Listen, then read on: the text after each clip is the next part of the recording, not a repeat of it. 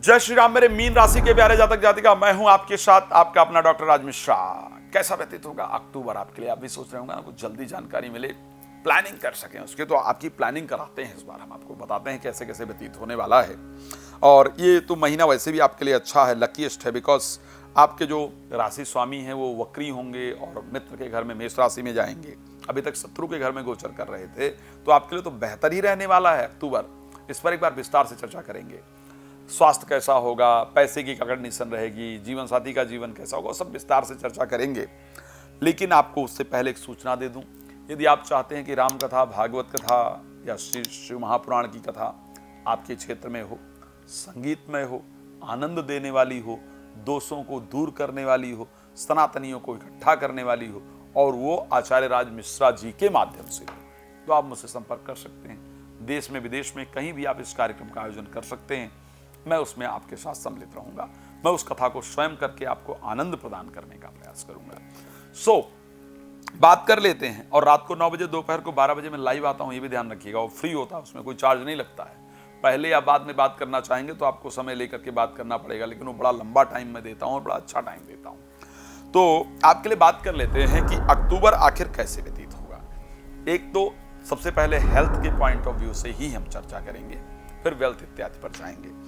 अगर हम हेल्थ की दृष्टि से बात करें तो बृहस्पति वक्री हो जाएंगे और बृहस्पति अपने मित्र के घर, मंगल के घर में चले जाएंगे, सेकंड हाउस में आपके रहेंगे। तो स्वास्थ्य आपका निश्चित रूप से जो पहले से दिक्कतें चल रही थी वो आपकी दूर होंगी। स्वास्थ्य आपका जरूर बेहतर होगा और भगवान की कृपा से आप अच्छा फील करेंगे, इसमें कोई दो राय नहीं है। तो हेल्थ के पॉइंट ऑफ व्यू से कम ये महीना आपका बेहतर होता हुआ नजर आ रहा है। अब बात कर लेते हैं वेल्थ को लेकर के, पैसे को लेकर क्या कंडीशन रहेगी। देखिए, क्योंकि धनेश आपके मंगल हैं और लाभेश आपके शनि हैं। शनि ऑलरेडी 12th हाउस में है।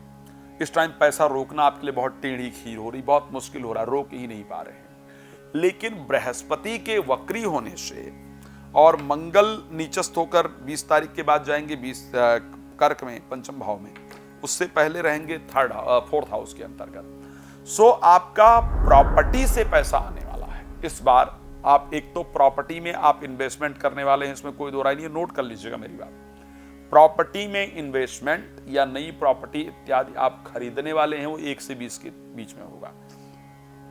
उसके साथ साथ प्रॉपर्टी से पैसा आने का योग दिख रहा है। आप प्रॉपर्टी बेचना वगैरह चाहते हैं तो उसके भी योग हैं। प्रॉपर्टी से पैसा आने का योग दिख रहा है। तो प्रॉपर्टी से रिलेटेड मामलों में लाभ दिख रहा है। धन लाभ इस महीने आपका जरूर होने वाला है, इसको ध्यान रखिएगा।